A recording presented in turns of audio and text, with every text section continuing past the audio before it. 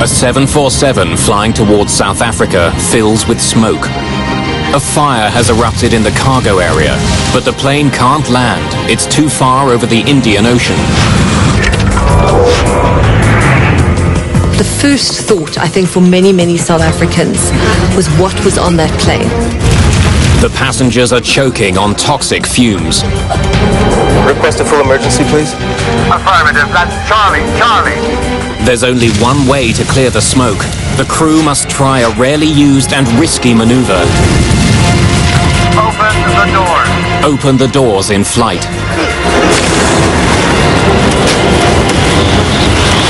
Springbok 295, places. It's a race against time as the plane burns up. It must reach land before it crashes into the sea. Springbok 295, places.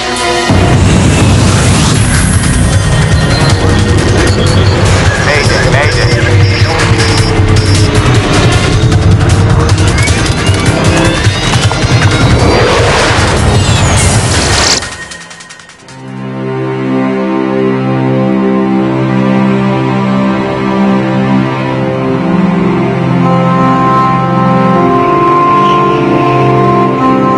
On November the 27th, 1987, a South African Airways 747 flies from Taiwan back home to South Africa.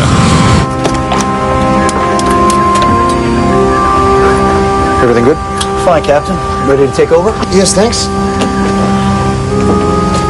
9 hours into their flight over the Indian Ocean, the main crew returns to their seats, allowing the relief crew to rest. The crew prepares for a scheduled stop on the island of Mauritius. Valerie Lottering has enjoyed her first overseas vacation, joining her husband Corrie while he was on business. My father was on a business trip. My mum had gone with for holidays. My dad had actually gone to the east to secure cell phone technology, which was just sort of happening in South Africa at the time. The plane is a modified 747 known as a combi, short for combination. A passenger plane and a cargo plane in one, it's designed to accommodate flexible quantities of passengers and cargo. The combi has a large cargo area down below, like a regular 747. The combi also has a large cargo area right behind the last row of economy class seats. The cockpit sits one level above the cabin. You could load from 6 to 12 pallets on the main deck, adjusting the bulkhead for the number of passengers you wanted to carry. And this turned out to be a very worthwhile and useful tool. Flight 295 is carrying 159 people, as well as 6 large pallets of cargo. Known as the Helderberg, the 747 Combi is a vital member of the South African Airways fleet. It's particularly useful for long-range flying. For South African Airways, during the days of apartheid, a plane like the Combi helped them in that respect, because they had to fly around the bulge of Africa over the Atlantic. To protest South Africa's white racist regime, the vast majority of black African states refused to allow South African airlines to fly over their airspace, causing them to fly longer routes. There were sanctions, heavy sanctions against South Africa on political, economic and cultural fronts.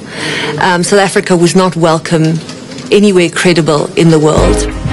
On Flight 295, less than an hour before its stop in Mauritius, the smoke alarm breaks the calm of the cockpit. It's for the cargo area on the main deck, directly behind the passengers. By the time the crew gets to it, the fire is raging.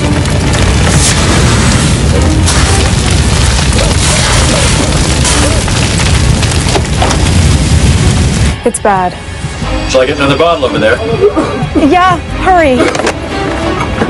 Read out the fire checklist for us, please. In fire emergencies, the crew follows a standard checklist to extinguish the fire.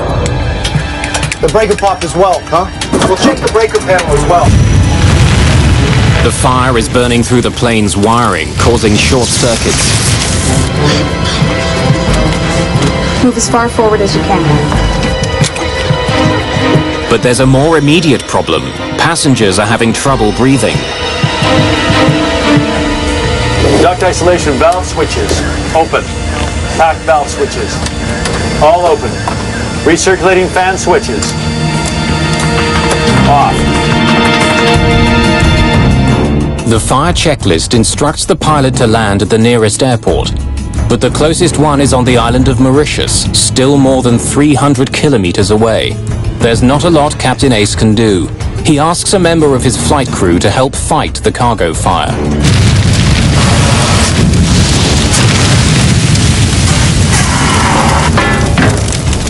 Bring me another bottle. Captain Ace initiates an emergency descent. He calls the airport on the island of Mauritius, which is on good terms with South Africa. It's just before 4 in the morning when Mauritius Air Traffic Control receives the call. Mauritius, Springbok 295. Springbok 295, Mauritius. Good morning. Go ahead. Good morning. We have a smoke problem and we're doing emergency descent to level 140. Confirm you wish to descend to level 140. Yeah, we've already commenced due to a smoke problem in the aeroplane. Do you request a full emergency, please? Affirmative. That's Charlie. Captain Ace sounds calm, but he has to find a way of getting rid of the smoke on his plane. Whatever's burning in the cargo hold is producing thick, noxious smoke which is pouring into the cabin. It could be deadly to the passengers. Your actual position, please. Say again? Actual position. Captain Ace is losing power to many of his instruments. We've lost a lot of electrics. We haven't got anything on the aircraft now. He's not sure where he is. The airport prepares for an emergency landing, while the crew of the Helderberg follows instructions from another checklist to get rid of the smoke. Supplementary vent fan switch. Off. Recirculating fan switches. On. Smoke condition. Hold on, I'll check downstairs. The crew gets more bad news from the cabin. The smoke is getting thicker. It's worse. We can't breathe down here. With the plane approaching an altitude of 4,500 meters, the checklist advises the captain to execute an emergency maneuver that few pilots have ever performed. We need to open the doors. Repeat, open the doors. Opening the plane's doors in midair is the only hope for thinning a cloud of smoke that could kill the passengers before the struggling jet can land. 150. The captain begins his emergency descent to 4,500 meters so the doors can be opened. At 4,500 meters, passengers can breathe the outside air. At that altitude, the difference in pressure between the air inside and outside the cabin is enough to force the cabin air out quickly, but not dangerously. Now the captain must dramatically reduce his airspeed to 370 kilometers an hour, 200 knots. Any faster and the crew won't be able to open the doors. This is Captain Oye speaking. We're opening 2 of the entry doors to clear smoke from the cabin. Do not panic. You will be much more comfortable once we complete this procedure. You just crack the door, and this generates a tremendous amount of airflow through the airplane.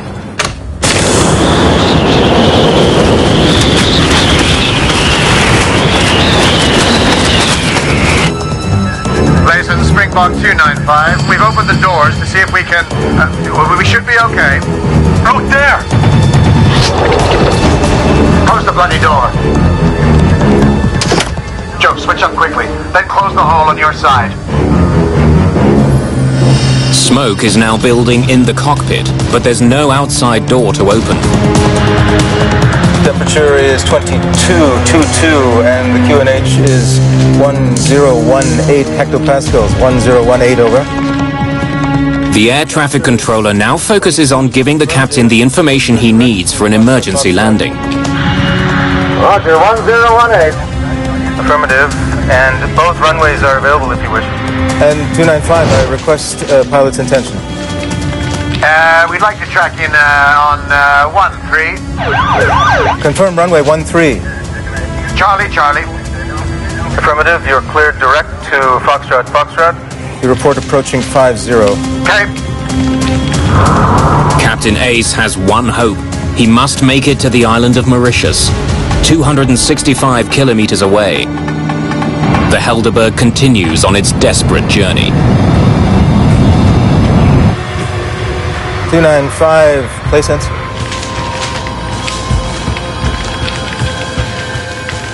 But at 4:08 in the morning, a call by the air traffic controller is not returned.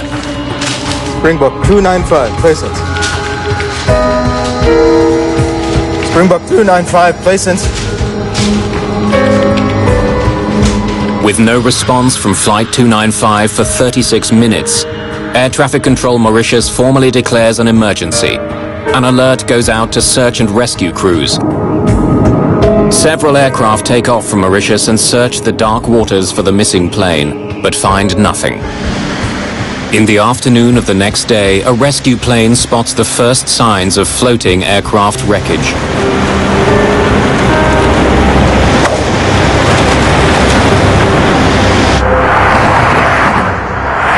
Rennie van Zyl, the head of South Africa's Aviation Safety Board, is assigned to the Helderberg case.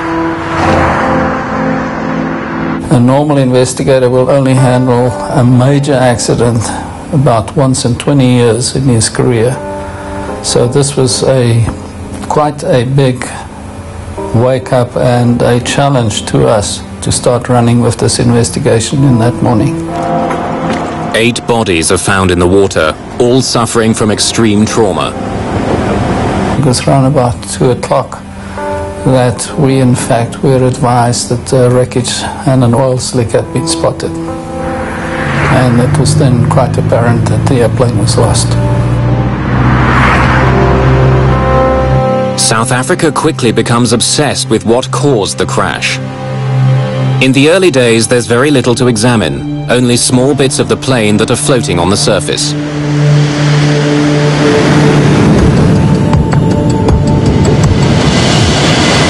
Contained within that debris, Rennie van Zyl's team discovers 3 wristwatches.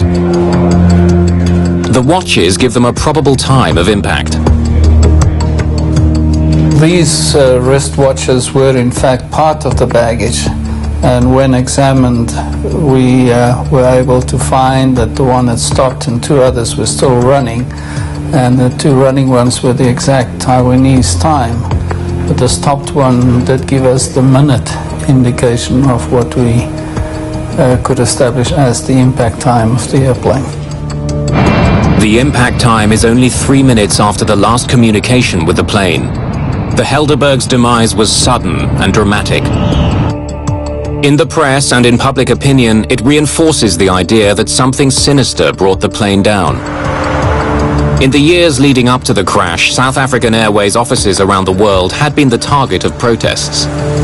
The South African Airways airline at that particular time was a government body. It was owned by the government. It was the national carrier, but it was also very much perceived to be part of the South African government. So another aspect of this plane crash, and another theory that was put around, was that there could have been a bomb in the cargo, that in fact we were a target. South Africa, or this SAA plane, was a target of terrorists who had the worst interests of this country at heart.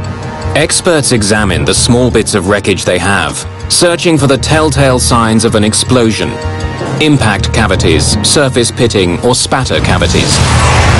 Spatter cavities are caused by the white-hot fragments from a high-explosive device striking and melting the light alloys of the aircraft structure. But experts spot no sign of an explosion. And when air traffic control tapes are studied, Van Zyl hears that the crew appeared to be coping with the emergency. Blazen, Springbok 295. We've opened the doors to see if we can... we should be okay. With just small pieces of the plane to study, investigators are stumped. They don't know what caused the fire or what role it played in the destruction of the plane. The obvious thing to do was to go and try and retrieve the cockpit voice recorder, the flight data recorder, and as much wreckage as we can from the aircraft to establish what really had happened. The problem is Van Zyl doesn't even know where to find the underwater wreckage. It could be far from the floating debris. No one is sure exactly where the plane crashed. He turns to the United States looking for help. An American salvage company is hired to find the wreckage and black boxes, but time is running out. The boxes have built-in locating devices called pingers, which run on batteries and will eventually run down. A driving factor was that the pinger on the data and voice recorders was transmitting, and it only had a 30-day guaranteed shelf life. If we couldn't get out there in 30 days, the chances were that we wouldn't be able to detect it.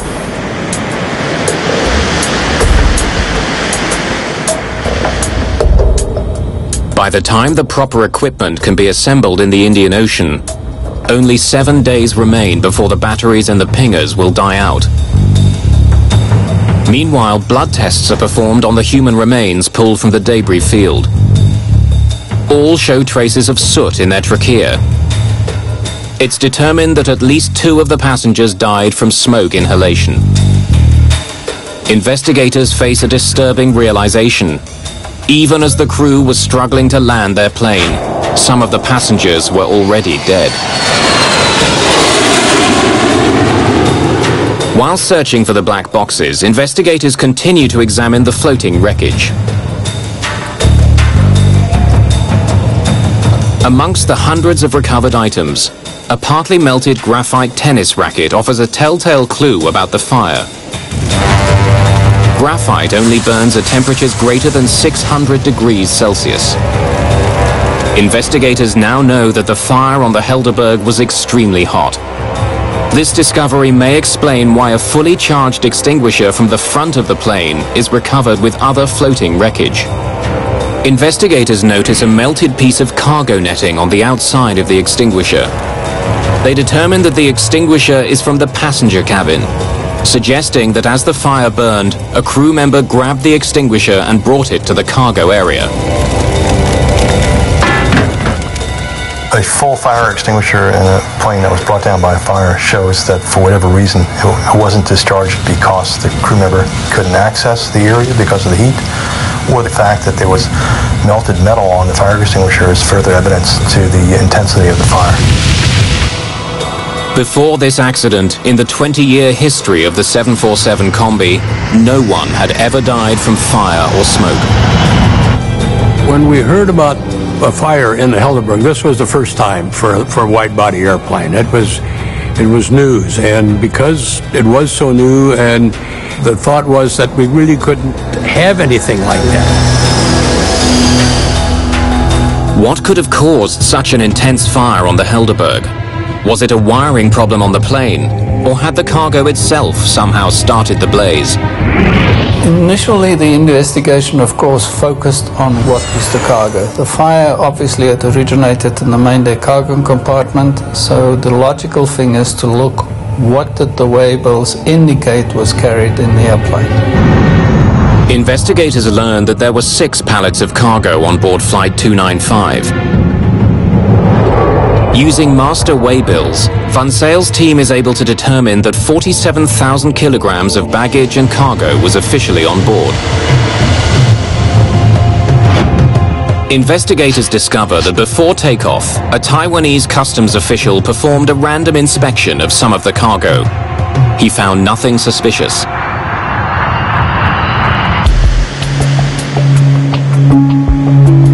More than ever, investigators need to find the rest of the plane and locate the Helderberg's black boxes. But 30 days after the crash, Van Zyl's team gets some very bad news. There's still no signal detected from the black boxes, and they're still not certain exactly where the majority of the wreckage is. So far, the search has cost $1.5 million, and the team has been unable to locate vital evidence. The Helderberg crash is quickly becoming a test of Van Zyl's abilities and his resolve. The investigation reaches a standstill. Van Zyl has failed to discover the cause of the fire or even find the plane's wreckage. If he keeps looking, it'll cost millions more. And the chances of success are getting increasingly remote. This wasn't just an airplane, this was a Boeing 747. It was the largest airplane of its type. And this was a 747 of South Africa's national airlines. Hundreds of thousands of people who flew the 747 every day at that time were dependent on a satisfactory answer as to whether or not this aircraft was safe and whether or not there were any structural or design deficiencies in the airplane. So the stakes for us were quite large, and the stakes for Mr. Vansel as the head of the South African investigation were enormous.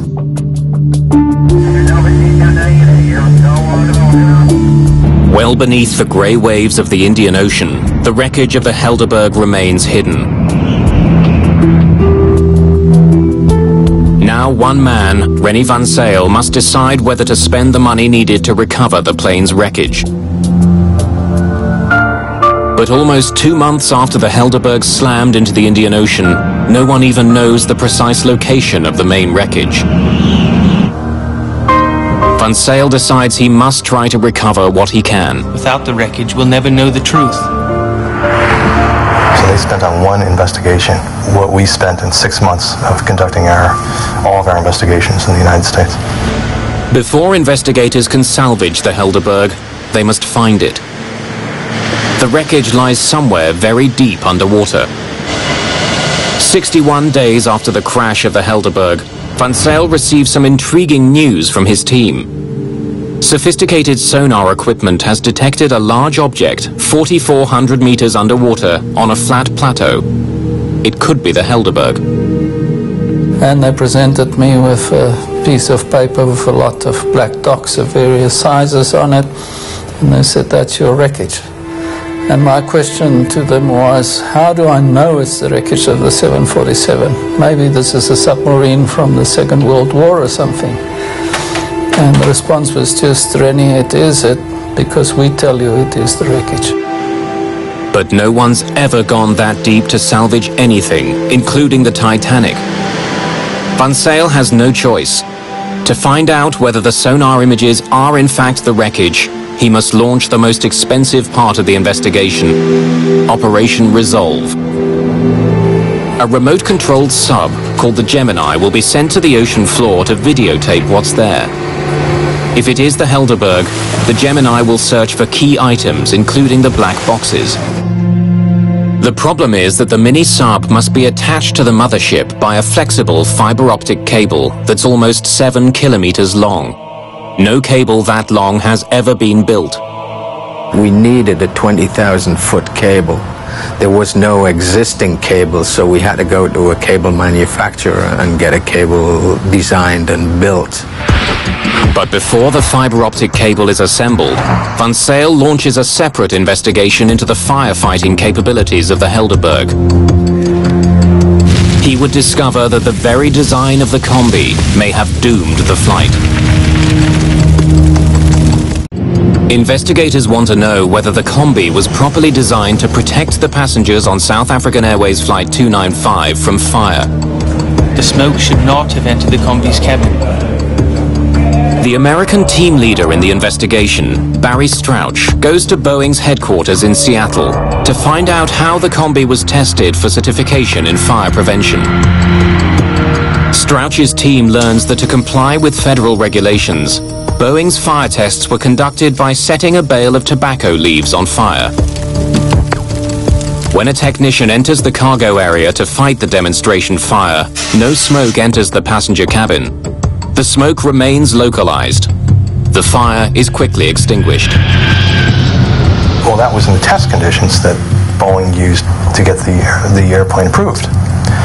But in the reality, as we saw in this accident, it didn't work that way because you didn't have a nice clean fire with fans blowing the smoke towards the ceiling. You had pallets, you had a fire that would have grown considerably before the smoke was generated, and you had plastic sheeting that would provide fuel to the fire, in addition to all the cardboard and packing materials within the pallets themselves. The combi is designed to prevent smoke from entering the passenger cabin. The air there is kept at a slightly higher pressure than in the cargo area.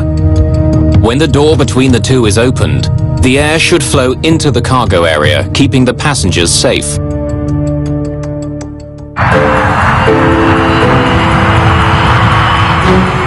Investigators then conduct their own test. They set a large pallet of tightly packed cargo on fire, mimicking conditions on the Helderberg. The blaze is more intense and the temperature is hotter. Investigators discover that this much hotter flame has a radical impact on the air in the cargo hold. When the cargo door is opened, the smoke now flows into the passenger cabin. Then investigators discover something potentially more lethal. As the passenger cabin filled with smoke, a checklist instructed the crew to turn on the cabin's recirculating fans. The intention of the checklist is to dissipate the smoke in the passenger cabin after the fire has been extinguished. Recirculating fan switches. On. But in this case, turning the fans on may have been deadly. Fans draw air from above the cabin's ceiling and from the cargo compartment before recirculating it back to the passengers.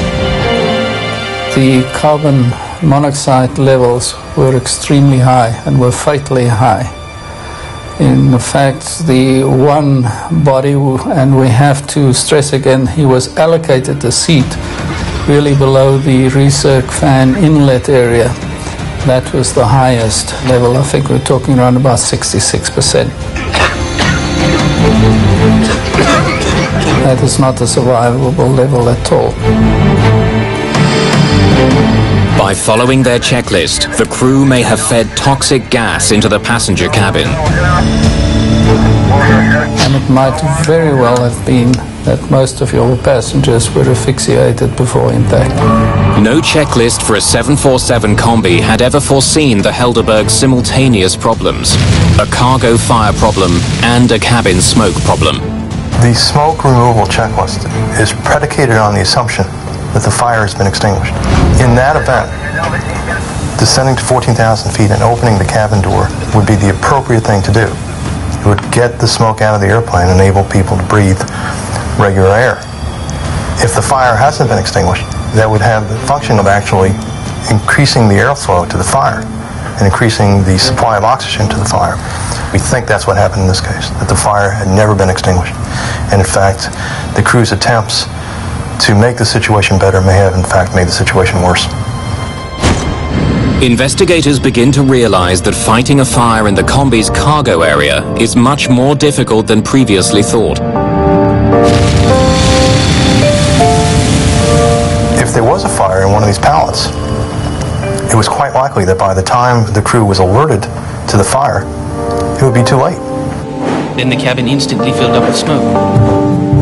But Van Sale still doesn't know what caused such a fierce fire. How had the blaze started?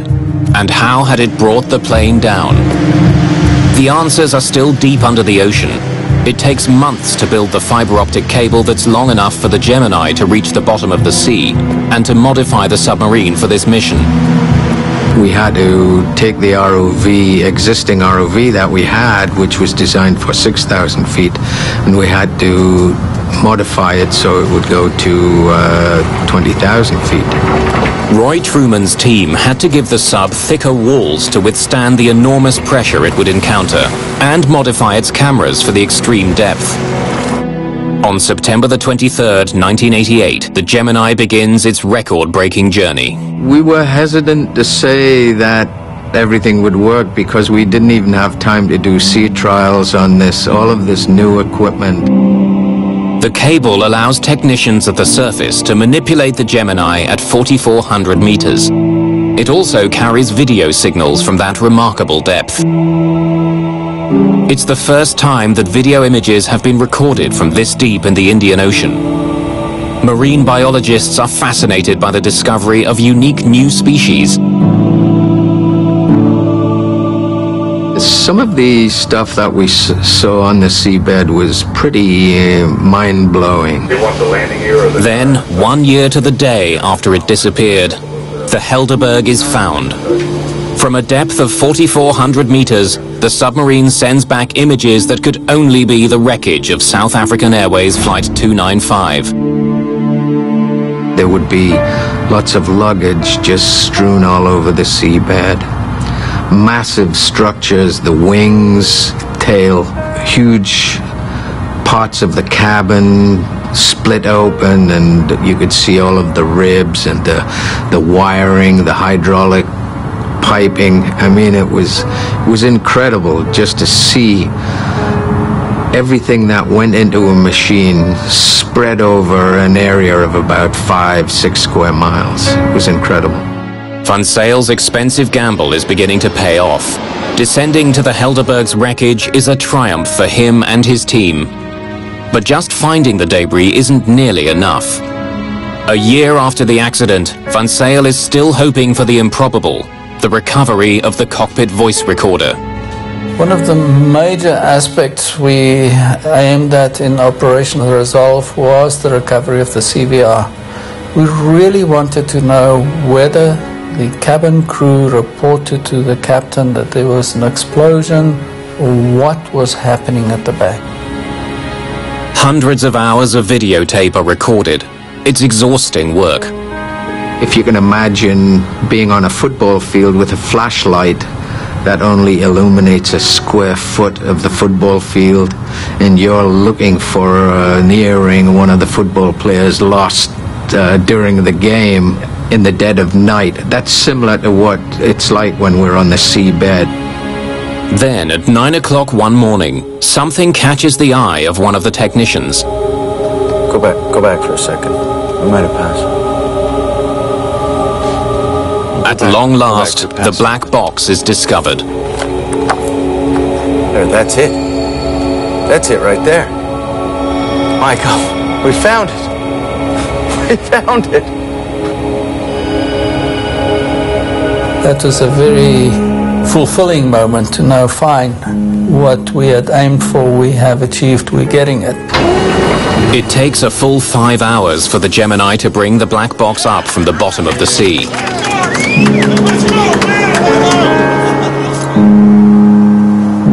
The South African media turns the discovery into front-page news. It's now 1989, and the apartheid government is still running the country with an iron fist. Van Zyl makes an unusual decision. He takes the sealed black box to Washington and opens it there.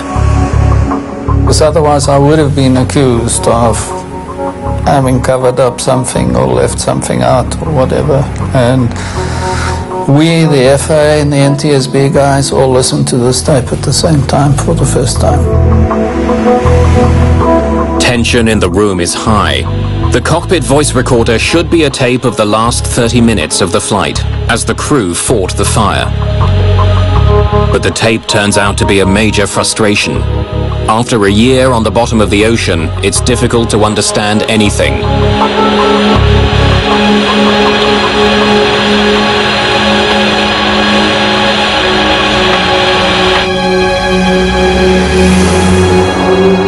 It was the worst time of my life, sitting in the playback room at the NTSB facilities, and you watch the time and there is absolutely no indication of problems on the tape. And I'm watching the clock. At about 25 minutes I was really getting very, very anxious.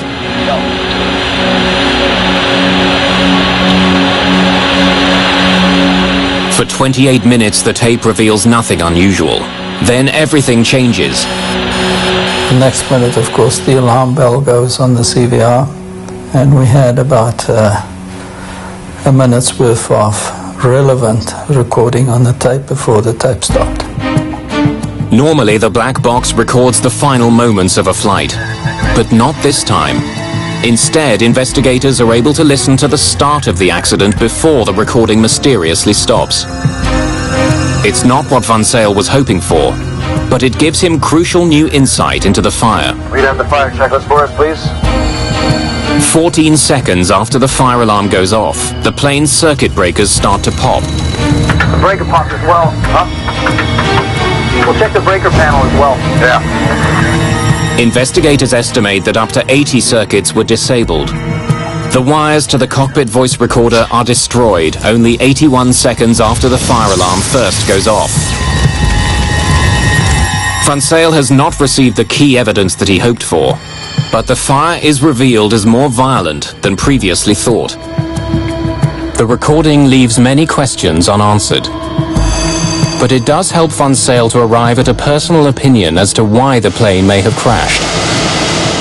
A lot of things were happening in the cockpit, and we believe that he probably was faced to up to 80 circuit breakers popping in the cockpit at the time. May have made controlling of the aircraft extremely difficult. And the possibility then even of the airplane just gradually descending into the sea. Whether it was a controllable flight, I have my doubts.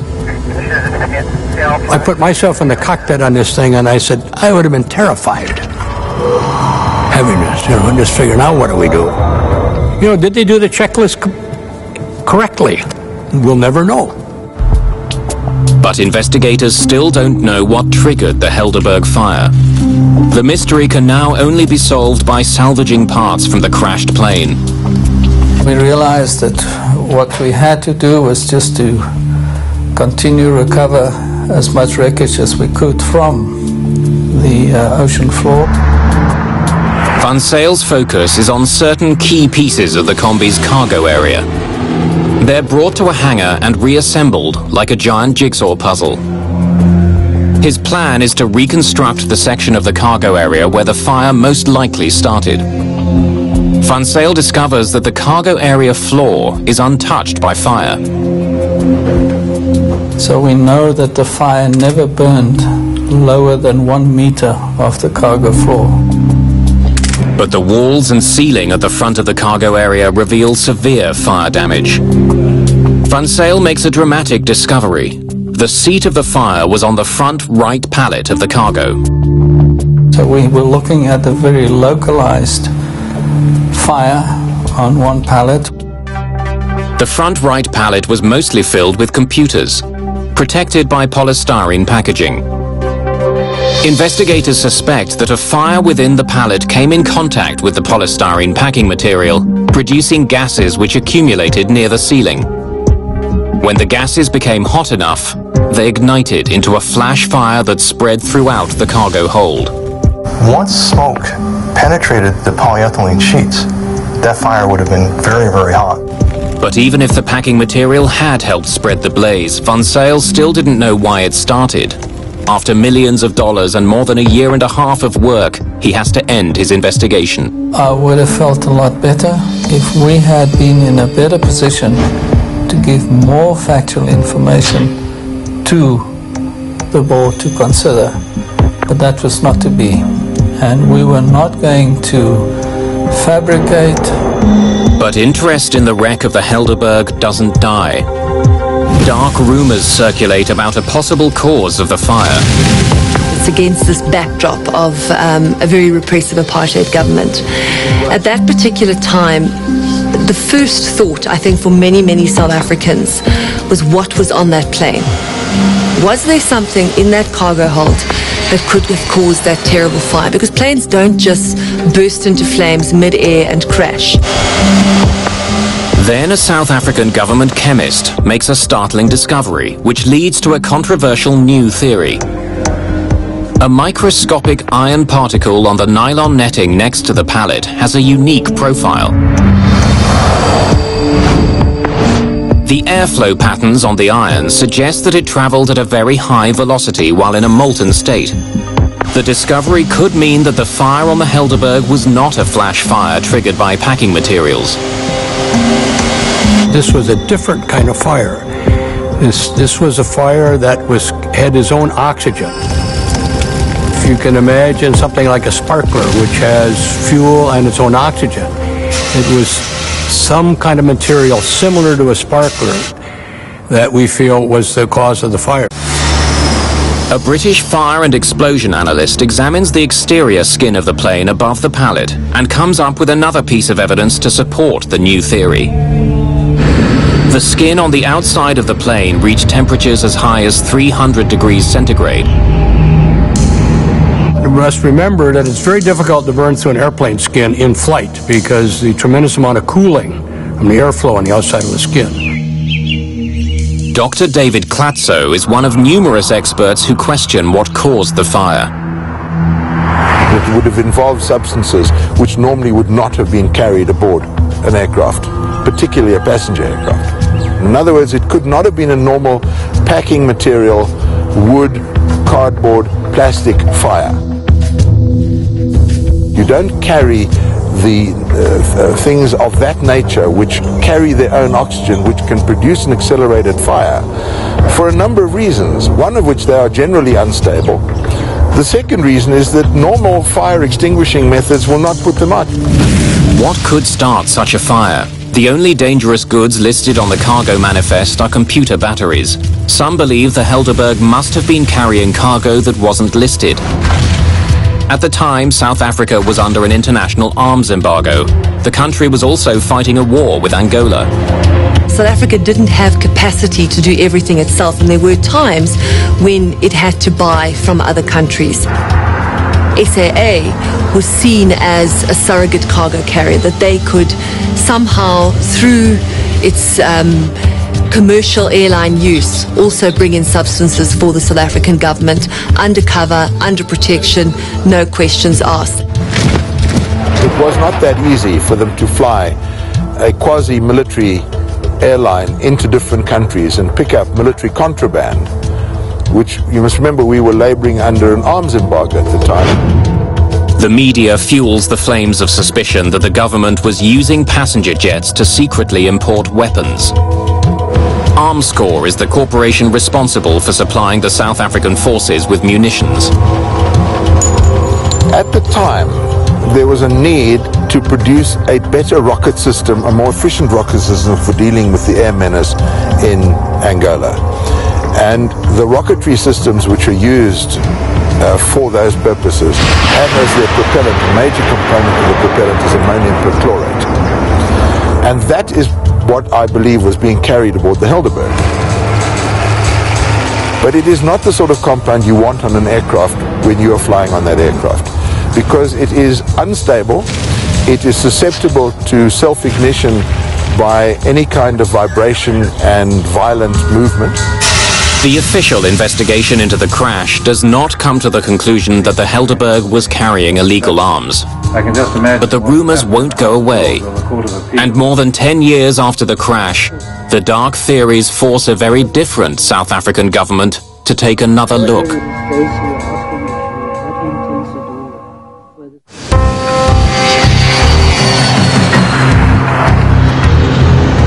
The Helderberg accident revealed that the 747 Combi was vulnerable in the event of an onboard fire. South African Airways immediately stops using the 747 Combi. American officials take notice. And the FAA went through and developed some new regulations, but for the weight and everything that was going to have to be added in there did not make it an economically feasible. And so essentially after the Helderberg accident, 747 Combis were not used anymore.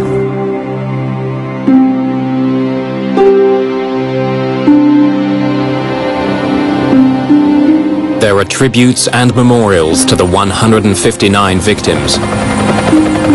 But closure does not come easily for the families. I need an answer for why I was orphaned at 14.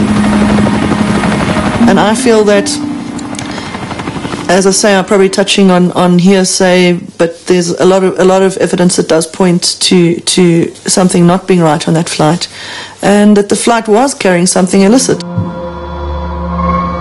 10 years after the Helderberg crash, the new South African government launches a commission to re-examine the accident. The Truth Commission was tasked with basically uncovering the truth about apartheid atrocities, and one of the areas it was tasked to look at was the role of the SAA in sanctions busting during the 80s, and whether or not the Helderberg was a freak accident or not. In 1998, the Truth and Reconciliation Commission makes a controversial conclusion. Namely, that nothing that was listed in the cargo manifest could have caused the fire. And the Truth Commission recommended that there was something untoward about what had happened to the Helderberg. The Truth and Reconciliation Commission exposed the improbabilities of the government version as to what had happened.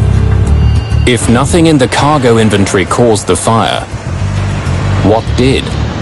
And how did it get on board? The reality, unfortunately, is unless somebody today comes up and says, yes, I did this, or yes, we were responsible for this, and you can prove them not to be involved in a hoax, that will be possibly the only time in which we will really know what had happened and caused and was the source of ignition of the fire.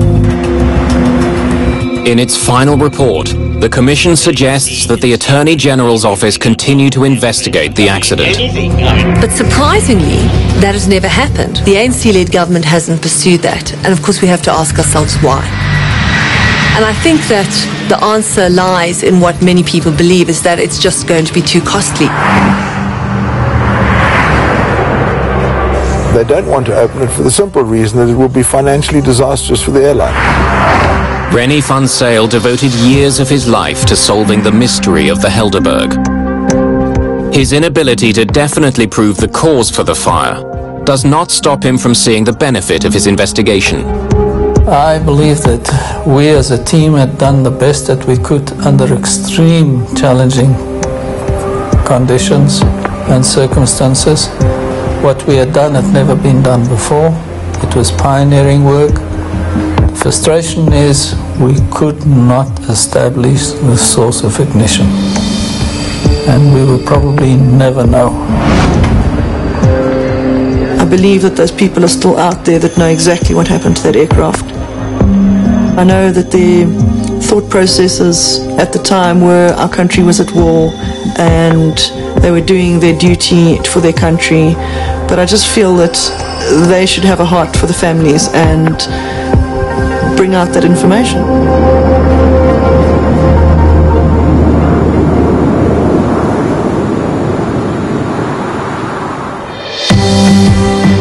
Retracing Darwin's unique odyssey that brought forth one of the most revolutionary scientific breakthroughs of all time. Darwin Special, an all-new series, Sunday on the National Geographic Channel.